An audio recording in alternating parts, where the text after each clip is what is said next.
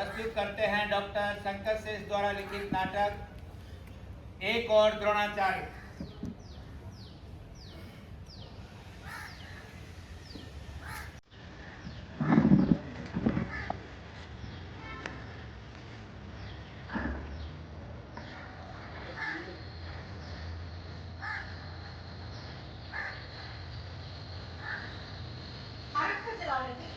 मेरे में दम नहीं लगता तुम्हारा। जानते हो शक्ल क्या भाव हो गई, पूरे 50 हो गई है। और कितनी बार कहा है कि एक्सरे ले लिया करो, हर मार मार कर कमर तो मेरी ही टूटती है ना। ले लिया करूँगा। राशन कार्ड बन गया? नहीं बनाना, परवाह किसको है। माँ का ऑपरेशन कब क्या हुआ? हम अस्पताल भी नहीं गए, अकेले कहाँ कहाँ मरूंगी मैं। कुछ बोलते क्यों नहीं? क्या हो गया है तुम्हें? कुछ नहीं हुआ। सिन्हा का काम किया? नहीं किया ना? नहीं पढ़ाई नंबर? अच्छे एहसान फरामोश हो। अब क्या एहसान फरामोशी की है? अच्छा, तुम्हें नौकरी किसके कारण मिली?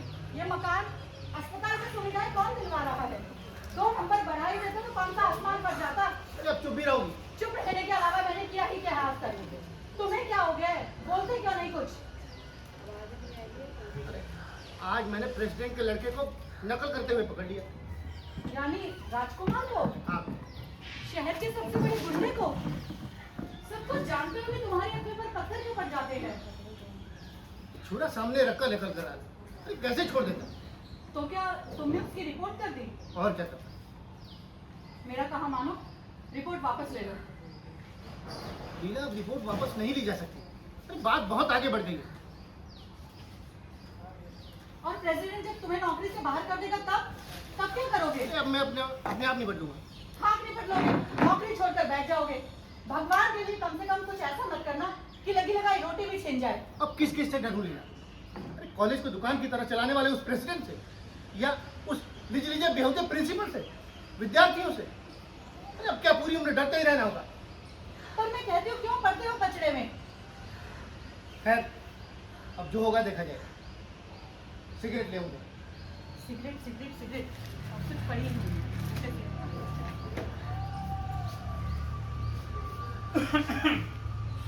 हाँ? क्या करूं, आना ही पड़ा। मुसीबत जो खड़ी हो गई है, सहेंगे नहीं तो जाएंगे कहाँ? आपने इन्हें देखा नहीं? अभी तो बाहर गए हैं। देखा क्यों नहीं, लेकिन कोई फायदा? तो क्या आप उनसे बात नहीं करना चाहते? कोई सुने तो करूं बात, कोई फायदा हो तो बोलूं। चलता है, सहेंगे नहीं तो जाएंगे कहाँ? तो फिर आप? मैं तुमसे बात करने आया। बैठो, शायद तुम ही समझा सको। अब समझाना तो है ही। मैं क्या समझा सकती हूँ? तो कौन समझा सकता है? देखो ना, सब ठीक चल रहा है। प्रेसिडेंट साहब खुश थे, सबको तनख्वाह मिल रही थी, डीए भी देने की सोच रहे थे। पर अरविंद ने नाहक मुसीबत खड़ी कर। इन्हें कहते हैं पूरे दिन। इन्हें क्या तो बस समझे? नकल बंद करवाने की पड़ी है। मेरा भी कहना कहाँ मानते हैं ये। नकल बंद हो चाहे ना हो, कॉलेज जरूर बंद हो जाएगा, नौकरी जरूर जाएगी। इन्हें ही कहते हैं पूरे दिन। तो क्या बात इस हद तक जा सकती है? इस हद तक नहीं, इससे भी आगे जा सकती है। आपको पूरा विश्वास है कि प्रेसिडेंट कॉलेज बंद कर देगा? और नहीं तो जरा सोचो, सब बाल बच्चे वाले हैं, कहाँ जाएंगे? ठीक है, मैं इन्हें समझाऊंगी, हर हाँ। तरह से समझाऊंगी।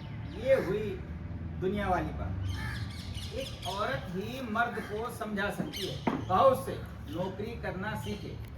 अब अपनी तारीफ में अपने मुंह क्या करूं? 30 साल नौकरी की है, पूरे 30 साल। चुंगी नाके के मुहर्रिर समझती हो, क्लर्क से बढ़ता बढ़ता प्रिंसिपल हो गया हूँ। लड़ता तो क्या बन पाता? इसलिए कहता हूँ, लड़ो मत, झुको, सोचो मत, मानो। समझी? तो समझाना। अब मैं चलता हूँ। जय राम जी।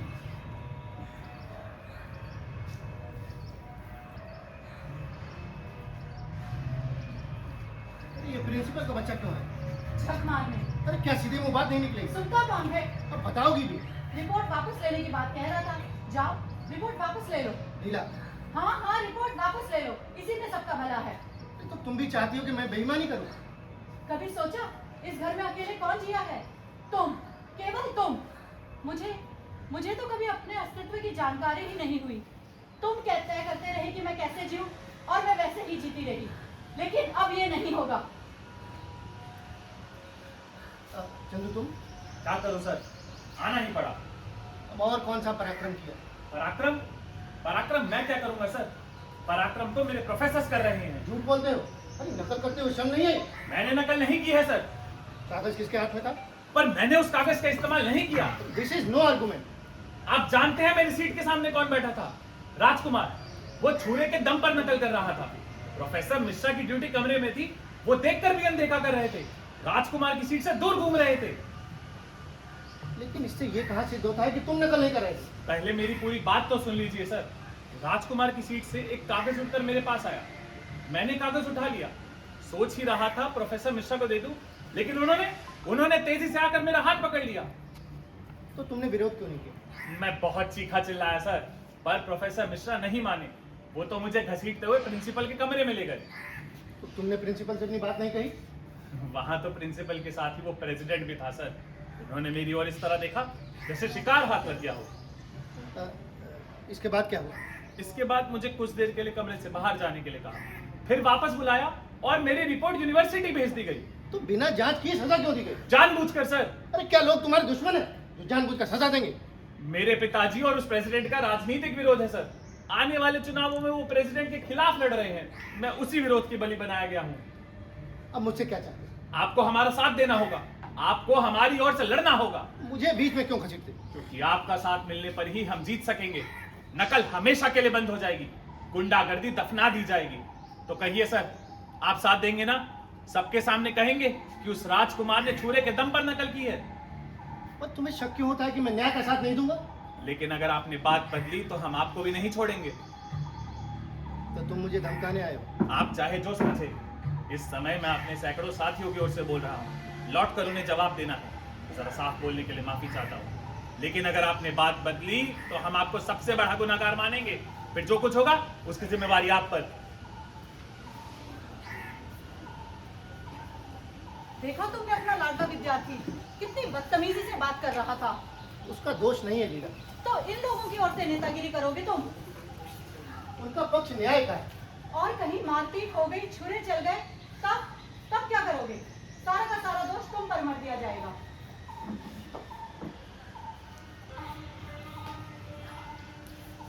मैं अपने आप निपटूंगा। आप निपट लोगे, नौकरी छोड़कर बैठ जाओगे।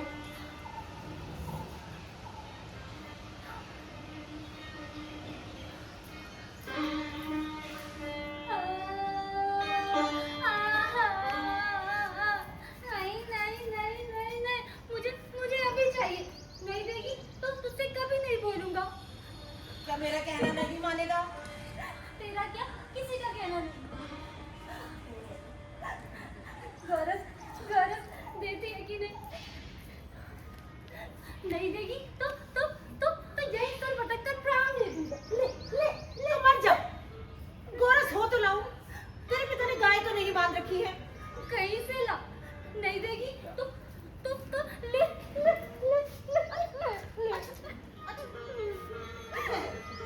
अभी ला। क्या हो गया रे? पिताजी। रो क्यों रहा है? क्या माँ ने फिर मारा? नहीं मारा। तब क्यों रो रहा है? गोरस पीऊंगा पिताजी, गोरस पीऊंगा। गोरस?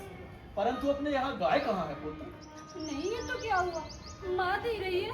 माँ दे रही है? क्या वो बाहर गई है? नहीं, भीतर गई है। आ गए तुम? देखो ना, दूध के लिए हट कर रहा था, सिर पटक कर प्राण दे रहा था। ले पी, अब रोएगा तो देखना। हटी नहीं का। गोरस कैसा लगा बेटा? बहुत अच्छा था माँ, बहुत अच्छा था। कहाँ जा रहा है? उस क्षत्रिय कुमार के पास, उसे जाकर बताता हूँ कि हमारे यहाँ भी गोरस है। घमंडी कहीं का, आपको दरिद्री भिखमंगा ब्राह्मण कह रहा था। हाँ तो बताओ, द्रुपद ध्रुपद ने क्या कहा? तुम्हारा सम्मान किस प्रकार किया? ये पात्र मुझे दो। क्या क्या दिया? 100 से कम गायें तो क्या ही दी होंगी। अश्वत्थामा को तुमने क्या पिलाया? दूध और क्या? दूध? क्या इस पात्र में दूध था? अब जाने भी दो।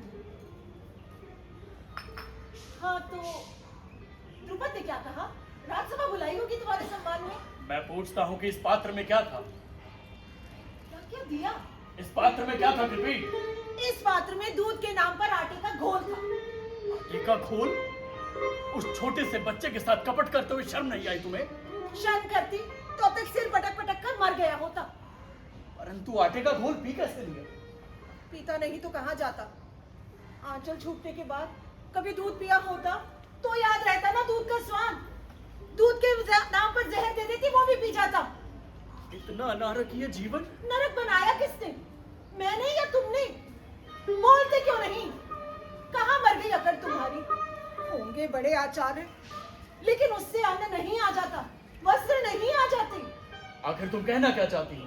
वही जो तुम्हें द्रुपद के यहाँ भेजते समय कहा था। परंतु द्रौपद ने मेरे साथ क्या किया जानती हो? जानती हूँ, उसने जरूर तुम्हें कुछ ना कुछ दिया होगा। दीना जमकर एक लात दी मेरे माथे पर, धक्के मारकर निकलवा दिया मुझे। हो ही नहीं सकता। तो क्या मैं झूठ बोल रहा हूँ? उस अपमान की कल्पना भी नहीं कर सकोगी तुम। मेरा अपमान, मेरे पिता का अपमान। कृपी मेरा रोम रोम जल रहा है। इच्छा तो होती है कि एक ही बाण से उसका सिर छेद कर रख दूं। ले चुके बदला। जो व्यक्ति अपनी इकलौती संतान के लिए दूध की एक बूंद नहीं जुटा सकता, उसके मुंह से बदले की भाषा वाचालता है। तुम मेरी शक्ति नहीं जानती। अब मैं ऐसी पीढ़ी तैयार करूंगा जो केवल युद्ध की भाषा बोलेगी।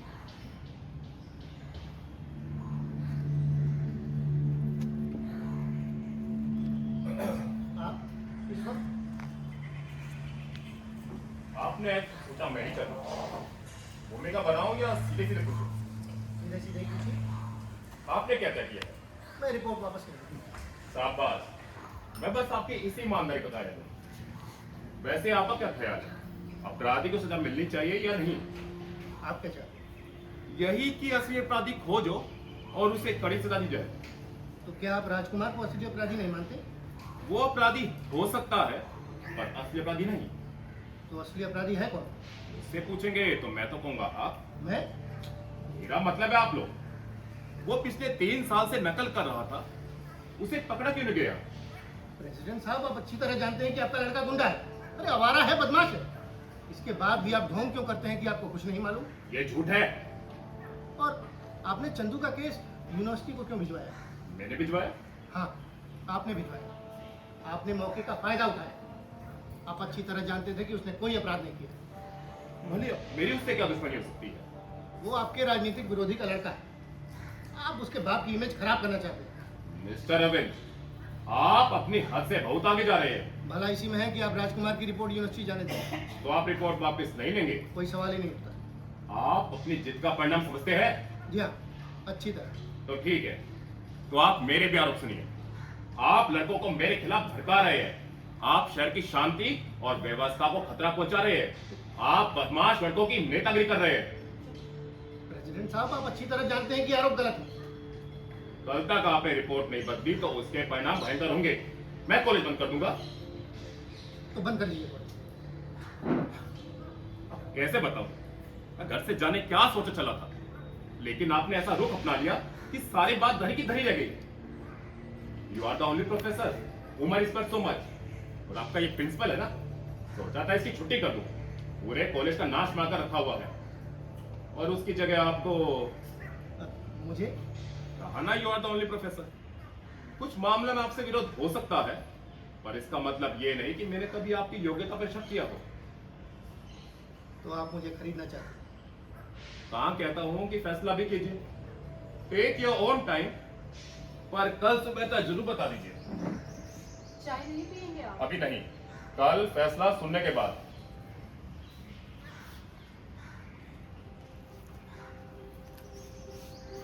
क्या सोच रहे हो? कुछ नहीं। प्रिंसिपल नहीं बनोगे? कीमत जानती है? बिना कीमत दिए कुछ मिलता भी कहाँ है? क्या मैं झूठ बोलूं? बस बदतमीज लड़के का साथ देकर भी क्या मिलेगा? प्रेसिडेंट से दुश्मनी बन जाएगी। तुम्हारे सहयोगी भी कहाँ साथ दे रहे हैं तुम्हारा? लड़ोगे किसके भरोसे? चंदू को दगा देने का मतलब समझती हो? अरे नकल का विरोध करने वाले सैकड़ों विद्यार्थी मेरे खून के प्यासे हो जाएंगे। अरे मुझ पर थूकेंगे। प्रेसिडेंट उनसे निपट लेगा, तुम्हें सुरक्षा देगा, प्रिंसिपल बना देगा, और ये लड़के तुम्हें केवल सड़कों पर खड़ा कर तमाशा देखेंगे। अब चुप भी रहोगे। मैं सोचती थी कम से कम एक बात तो मेरा कहा मानोगे, पर नहीं, तुम केवल अपने लिए जीते हो। अपनी खुशी के परे तुम्हें कुछ नहीं दिखाई देता। स्वार्थी कहीं के। अब तुम्हें मुझे या चंदू में से एक को चुनना होगा।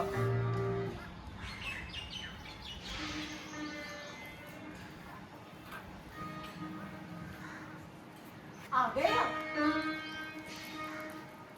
लगता है आपका संकल्प पूरा होने वाला है। आज भीष्म आए थे और वे चाहते हैं कि आप राजपुत्रों का आचार्य पद ग्रहण कर लें। मैं और राजपुत्रों का आचार्य? और मैंने उनसे कह दिया कि आप गुरु पूर्णिमा तक राजधानी अवश्य पहुंच जाएंगे। कृपया तुमने कुछ सोचने भी नहीं दिया। क्योंकि सोचने के बाद तुम हाँ नहीं कर पाते। परंतु क्या तुम इसके परिणाम जानती हो? जानती हूँ। अनाज और कपड़े की समस्या हमेशा के लिए मिट जाएगी। हम कुछ सम्मान से रह सकेंगे और तुम द्रुपद से बदला भी तो ले सकोगे। हाँ, द्रुपद से बदला। द्रुपद का नाश किए बिना मैं चैन से नहीं जी सकूंगा। मैं तैयार हूं कृपया।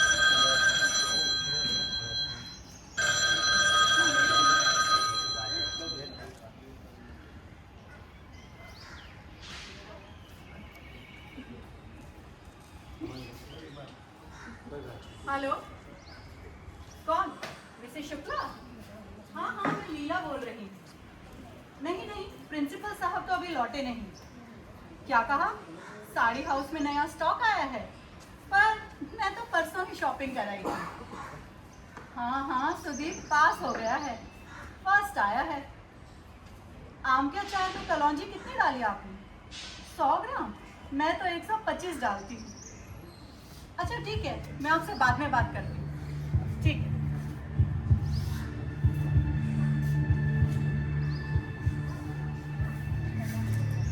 सुदीप की चिट्ठी आई है। रख दो, पढ़ लो।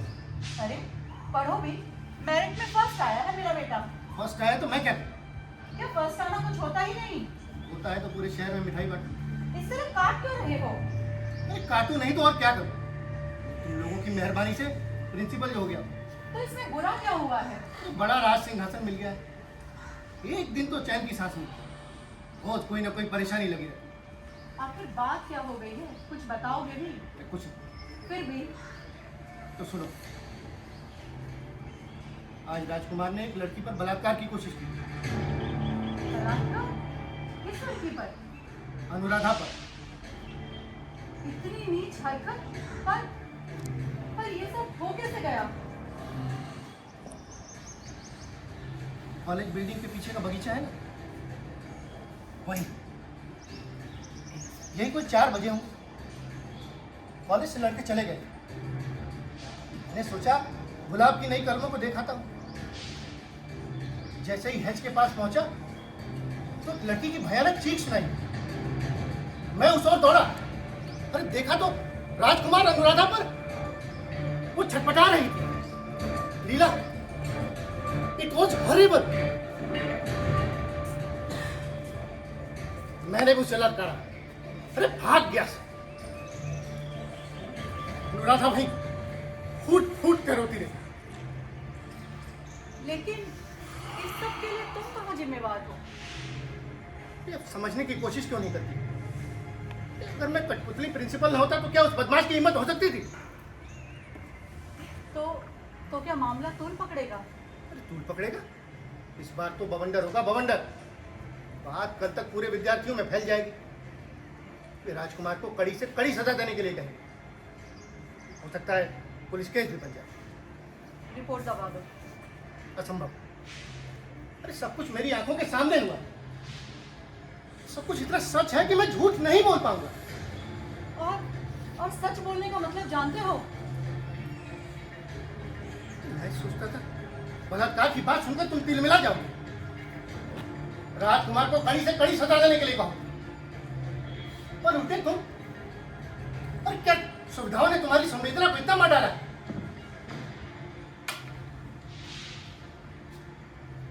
देखो, उस लड़की को समझाओ, उससे कहो कि बात फैलेगी तो बदनामी भी उसकी ही होगी। चुप बैठना उसके लिए ज्यादा अच्छा है। और अगर समझाने से काम चल जाता है तो बवाल मचाने से फायदा। अरे मैं कहता हूं तुम चुप रहो। आप मिस्टर अरविंद, कॉलेज में इतनी बड़ी घटना हो गई और आपने मुझे इन्फॉर्म करना था, जरूरी समझा? ये तो बस आप ही की ओर आ रहे थे। कितने परेशान थे तब से। कह रहे थे प्रेसिडेंट साहब भी बहुत चिंतित होंगे। तो क्या आपको कॉलेज से मेरे घर सीधे नहीं आना चाहिए था? पर आपको फुर्सत कहाँ थी?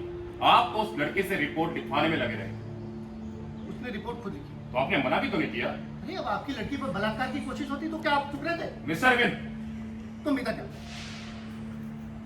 मतलब साफ है कि आप उस लड़की की तरफ से बोल रहे हैं। अब आप चाहे जो समझो। तो क्या राजकुमार के खिलाफ एक्शन लेने की सोच रहे हैं? Of course. अरे एक्शन नहीं लूंगा तो लड़के मुझे फाड़ खाएंगे। मिस्टर अरविंद, आप नहीं जानते कि मैं अपने लड़के की हत्या प्रति क्यों दुखी हूँ। तो उसे अपने किए की सजा भुगतने दीजिए। दूसरा कोई समय होता तो आपकी बात मान लेता, पर इस समय नहीं। क्यों? इस समय क्यों नहीं? अब आपसे क्या छुपाऊं? मुझे मंत्रिमंडल में लेने की बात चल रही है, मेरी इमेज नहीं बिगड़नी चाहिए। तो राजकुमार को रेस्ट्रिकेट करा दीजिए। आपकी इमेज और उभर कर सामने आई। पर आपकी राजनीतिक दिन लग गए मिस्टर अरविंद। तो आप चाहते क्या? भाई, लड़के को बेदागी बचाना है, मंत्री बनना है मुझे। आप नहीं जानते, अपराध की सार्वजनिक तौर पर स्वीकृति राजनीति में आत्महत्या कहलाती है। सार्वजनिक रूप से झूठ बोलना क्या मेरे लिए आत्महत्या नहीं होगी? तो ऐसा मौका क्यों नहीं देते? ऐसा कुछ सोचिए जिसमें ना आपको झूठ बोलना पड़े ना दूसरों को। नहीं, इस बार मैं वही बोलूंगा जो सच है। लगता है आपका धर्मराज फिर से जाग उठा है, पर आप करेंगे वही जो मैं चाहता हूँ। आप गलतफहमी में। मैं? पर जब कल आप कुछ बोलेंगे उस पर विश्वास कौन करेगा? क्यों? अरे क्यों नहीं करेगा विश्वास? क्योंकि तब तक आप पुलिस की हिरासत में होंगे। मैं जा रहा हूँ। लेकिन इनका अपराध क्या है? विरोध, केवल विरोध। अच्छा मिस्टर अरविंद, थोड़ी देर बाद मैं टेलीफोन करूंगा और इस बीच आप मेरा कहना मान ले तो अच्छा ही है।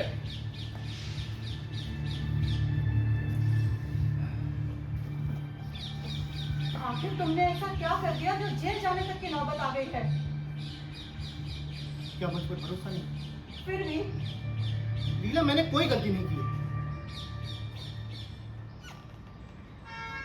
तुम जो प्रेसिडेंट को इतना नाराज कर दोगे कि वो तुम्हें जेल तक भिजवा दे। जेल तो उसका बाप भी नहीं भिजवा सकता। हाँ, नौकरी भले ले। और नौकरी छूटने का मतलब समझते हो ना तुम? हाँ, समझता हूँ।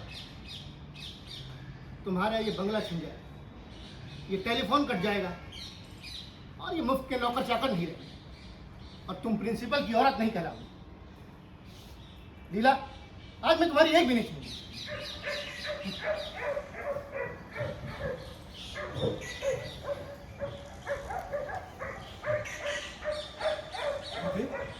वो देखिए, कुत्ते भौंकने लगे हैं। हिरणों का झुंड, देखिए उसको। सावधानी से निशाना साध हर जो, कोई हरिण भागने ना पाए। हमारी शिकायत कुत्तों पर कैसे बाढ़ आ रहे हैं? कौन हो सकता है? जाने कौन है? कुत्तों ने भौंकना बंद कर दिया है। वैसे बाणों से तो उनका मुंह सी रहा है। परंतु धनुर्विद्या का इतना बड़ा चमत्कार करने वाला यहाँ कौन हो सकता है? चलो चलकर देखते हैं। कौन हो तुम? प्रणाम गुरुदेव। प्रणाम। मुझे गुरुदेव क्यों कह रहे हो? आप मेरे गुरुदेव हैं इसलिए। किंतु मैं तो तुम्हें पहली बार देख रहा हूँ। पहली बार नहीं गुरुदेव, दूसरी बार। आज से 10 वर्ष पूर्व मैं व्याधराज पुत्र एकलव्य आपका शिष्य बनने आया था। तब आपने मेरी प्रार्थना ठुकरा दी। ठीक ही किया था। जानते नहीं मेरी विद्या केवल ब्राह्मण और क्षत्रियों के लिए है। आप इस व्यवस्था में विश्वास करते हैं। जो व्यवस्था तोड़ी नहीं जा सकती उसमें विश्वास करके ही जिया जा सकता है। परंतु तुमने इतनी विद्या कहाँ से सीखी? ये सब तो आप ही की कृपा है गुरुदेव। मैंने आपका पुतला बनाया, उसके चरणों में बैठकर अभ्यास करता रहा। गुरु के बिना भी इतना ज्ञान? तुम धन्य हो एकलव्य। आपके आशीर्वाद से मेरी विद्या कृतार्थ हुई। अपने शिष्य से गुरुदक्षिणा मांगिए। गुरु दक्षिणा? किंतु किस आधार से? मैंने तुम्हें दिया ही क्या है? प्रेरणा गुरुदेव। अब क्या मेरी गुरुदक्षिणा भी स्वीकार नहीं? क्यों नहीं? परंतु क्या तुम दे भी सकोगे? क्यों नहीं दे सकूंगा? व्याधराज का पुत्र हूं, कहेंगे तो उनका पूरा राज्य आपके चरणों में रख दूंगा। तो सुनो, मुझे तुम्हारे दाहिने हाथ का अंगूठा चाहिए।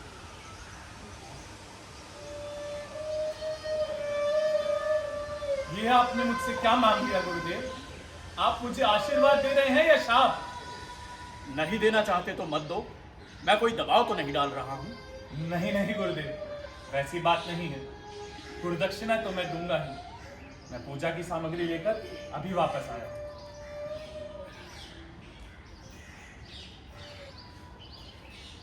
गुरुदेव, आपकी यह क्रूरता समझ में नहीं आई। कैसी क्रूरता? एकलव्य से अंगूठा क्यों मांगा? धर्म की व्यवस्था के लिए।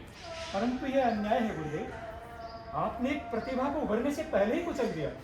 याद है अर्जुन, मैंने एक दिन बहुत प्रसन्न होकर तुम्हें आशीर्वाद दिया था कि पृथ्वी पर तुमसे बड़ा धनुर्धर कोई नहीं होगा। आज मैं अपना वही वचन पूरा कर रहा हूं। परंतु यह अन्याय है गुरुदेव, उस पर भी और मुझ पर भी। तुम पर क्यों? क्योंकि मैं संसार के सबसे बड़े धनुर्धर को अपनी आंखों से देख चुका हूँ। भविष्य में जब कभी मुझे संसार का सबसे बड़ा धनुर्धर कहा जाएगा तो एकलव्य का कटा हुआ अंगूठा मेरा उपवास उड़ाएगा। मैं बस अपने राजकीय कर्तव्य का पालन कर रहा हूं।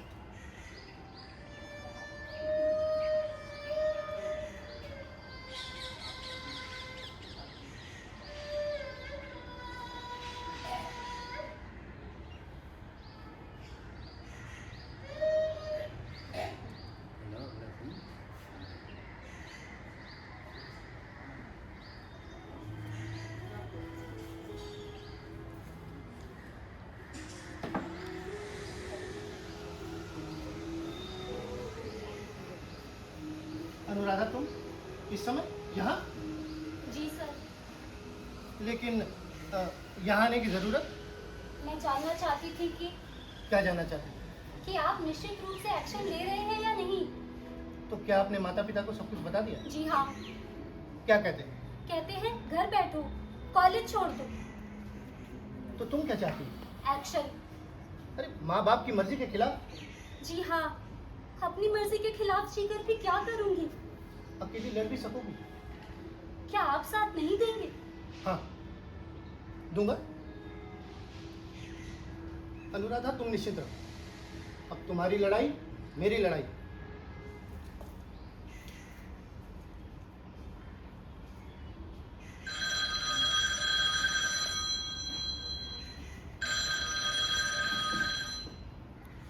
हेलो जी, बोल रहा हूँ।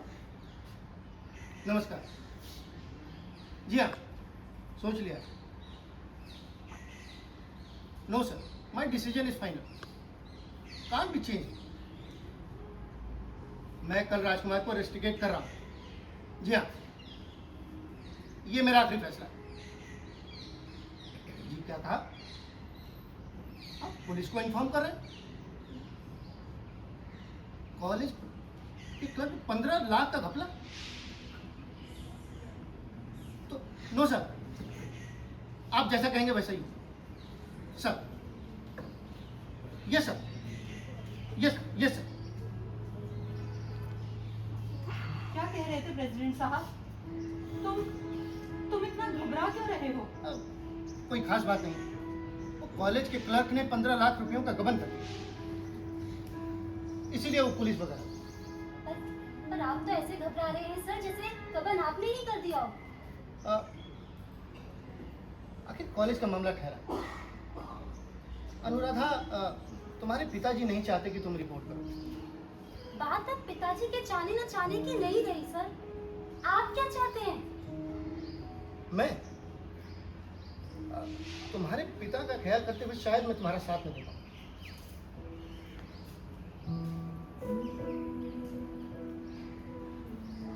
आपने सचमुच मुझे कहीं का नहीं रखा।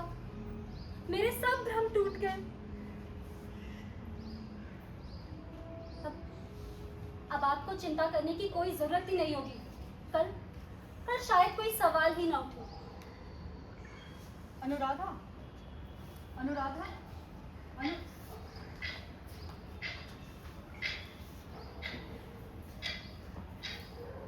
क्या हो गया तुम्हें? आत्मज्ञान, आत्मज्ञान। ठीक से बताते क्यों नहीं? क्या हो गया है तुम्हें? कह तो रहा हूं, आत्मज्ञान हो गया है। ने क्षुद्र होने का आत्मज्ञान, सड़े हुए आटे में बिलबिलाने वाला कीड़ा होने का आत्मज्ञान। अरे प्रेसिडेंट के एक फोन ने मुझे अपनी तस्वीर दिखाई। समझौते के फंदे पर 2500 बार अपने आप को लटकाने वाला मैं, अरे दूसरों के नकाब उतारने की कोशिश में खुद नंगा हो जाने वाला मैं। अरे मुझ पर थूको। हेलो, क्या कहा? एक्सीडेंट? कैसा एक्सीडेंट? क्या हमारे कॉलेज की लड़की ट्रक के नीचे आ गई? क्या नाम था उसका? क्या कहा?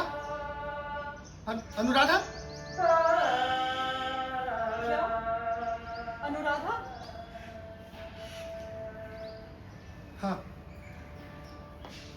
मर गई। अरे मेरी बुजदिली ने मार डाला उसे। पीला उसका विरोध भी कर लिया। अरे उसे कोई नहीं खरीद सका। वो जाते जाते मुझ पर थूक गई, थूक गई।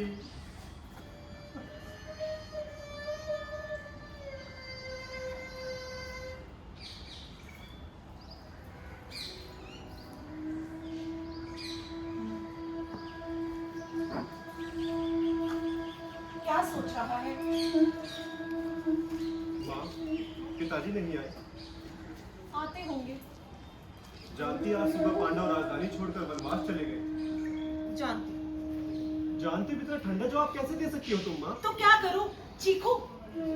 दुख तो इसी बात का है माँ कि कोई चीखता ही नहीं, सब चुप बैठे रहते हैं। तो तू चीख। अब क्या चीखूंगा? जब चीखना था तब तक चुप रहा, कायरों की तरह। और तो और मेरे पिता भी चुप रहे माँ। और तू क्यों चुप रहा? तू तो चीख सकता था। बहुत होता दुर्योधन के भाई तुझे मार डालते, पर तू चुप क्यों रहा? वही मैं भी सोच रहा हूँ माँ, मेरे संस्कारों में ऐसी क्या कमी थी जो मेरा खून गर्म नहीं हुआ, मेरे शब्द पुकार कर खड़े नहीं हुए? बताओ माँ, ऐसा क्यों नहीं हुआ? क्या कमी है मेरे संस्कारों में? ये प्रश्न तू मुझसे क्यों पूछ रहा है? तो किससे पूछूं? मुझे संस्कार किसने दिए? क्या तुमने और पिताजी ने नहीं दिए? तब ऐसा क्यों हुआ माँ? अपने पिता से पूछ। तुम उत्तर क्यों नहीं देती? रजस्वला एक वस्त्रा द्रौपदी को राजसभा में नग्न किया जा रहा था, मैं फिर भी चुप रहा। आकाश के टुकड़े टुकड़े कर देने वाली मर्म भेदी आवाज से वो पुरुष जाति को पुकार रही थी माँ, मैं फिर भी चुप रहा। बताओ माँ, ऐसा क्यों हुआ? कहती हूँ ना, अपने पिता से पूछ। पिताजी, आप कल राजसभा में चुप क्यों रहे? कल से ये प्रश्न मुझे नोच नोच कर खा रहा है। बताइए ना, आप चुप क्यों रहे? क्या इस प्रश्न का उत्तर देना अब जरूरी है? जब द्रौपदी की पुकार किसी ने नहीं सुनी, तब वो आपके सामने आकर खड़ी हो गई। याद है उसने क्या कहा था? उसने कहा था, आचार्य, आप तो न कौरवों के रक्त संबंधी हैं, न पांडवों के, आप तो आचार्य हैं दोनों के। क्या दुर्योधन आपका कहना नहीं मानेगा?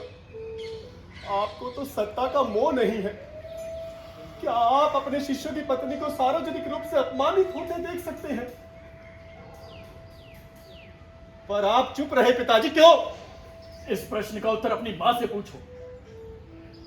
जब मैं मां से पूछता हूं तो वो कहते हैं अपने पिता से पूछो, और अब आप मां की ओर संकेत करते हैं। जो उत्तरदायी है उससे ही पहले पूछना चाहिए।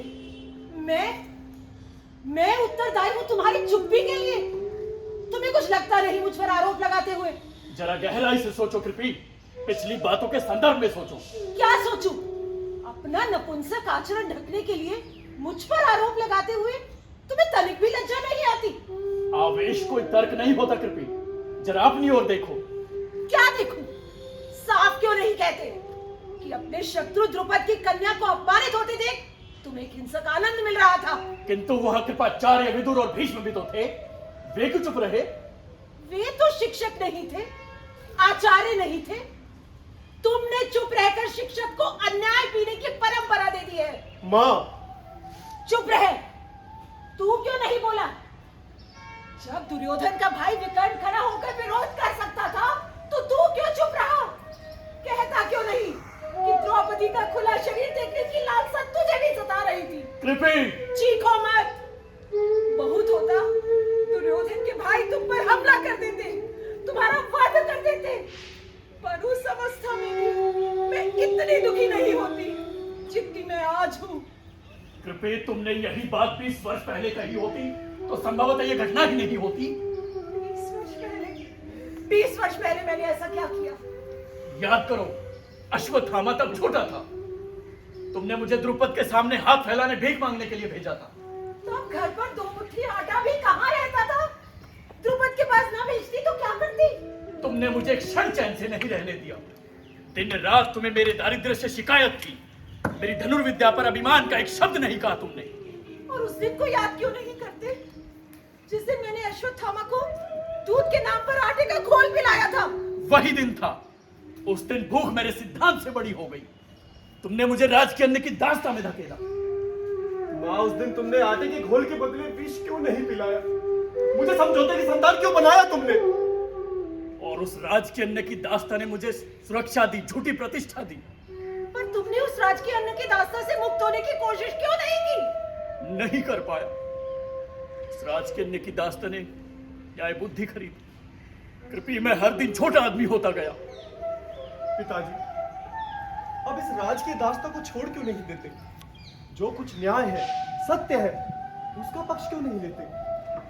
नहीं पुत्र, अब वो संभव नहीं है। अब मुझे उसका ही साथ देना होगा जो मुझे अन्न देता है, वस्त्र देता है। और इसके परिणाम पिताजी? युद्ध, सर्वनाश। अश्वत्थामा, मुझे जलता हुआ भविष्य दिखाई दे रहा है। मुझे दिशाओं को बहरा बनाने वाला युद्ध का कोलाहल सुनाई पड़ रहा है।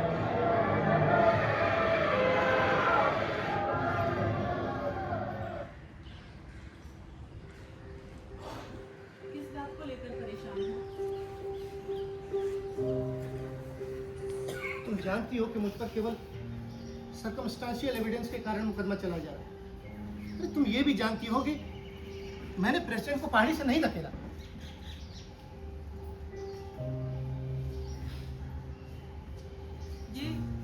ये सही है कि तुम निरपराध हो। तुमने प्रेसिडेंट को पहाड़ी से नहीं धकेला, लेकिन सच बताना, पिछले कुछ दिनों से प्रेसिडेंट को लेकर तुम्हारे मन में भयानक नफरत रही या नहीं? हाँ हाँ, नफरत रही है, लेकिन मैंने उसे वहां से नहीं धकेला, वो खुद वहां से गिर गया।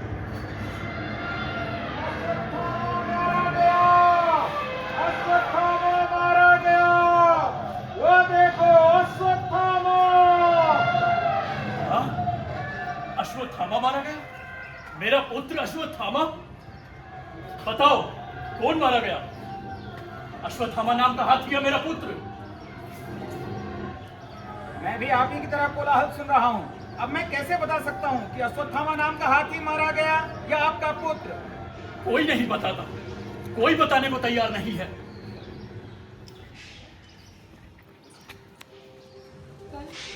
कल कोर्ट में चंदू के बयान होंगे।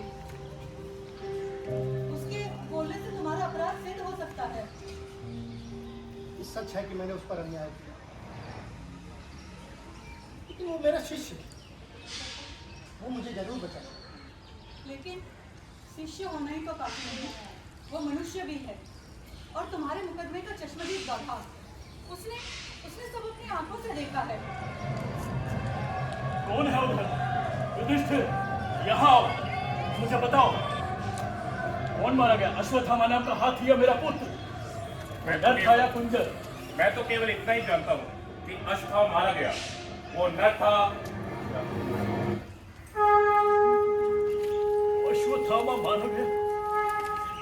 नहीं, अब मुझसे युद्ध नहीं होगा, नहीं होगा। खड़े खड़े क्या देख रहे हो कृष्ण तुम? काट लो उस बूढ़े की गर्दन, ले लो अपने पिता के अपमान का बदला।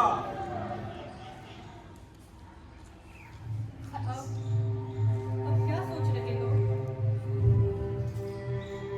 यही है, तुमको कोर्ट में सच क्यों नहीं बोला?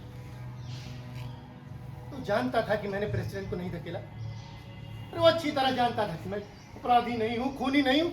इसके बाद भी वो झूठ क्यों बोला लीला? वो इतने झूठ क्यों बोला? पिताजी, तुम जीवित हो अशु, तब वो धर्मराज झूठ क्यों बोला? झूठ क्यों बोला? लेकिन वो झूठ भी तो नहीं बोला। उसने ये तो नहीं कहा कि तुमने प्रेसिडेंट को धकेला। उसने सिर्फ कहा कि हो सकता है। ठीक किया तुमने। मैं इसी का पात्र था। सत्य और न्याय का पक्ष जानते हुए भी मैं उसके विरोध में लड़ा। राजकीय अन्न की दास्तां, समझौते का चरित्र ठीक ठीक किया तुमने। अच्छा किया तुमने।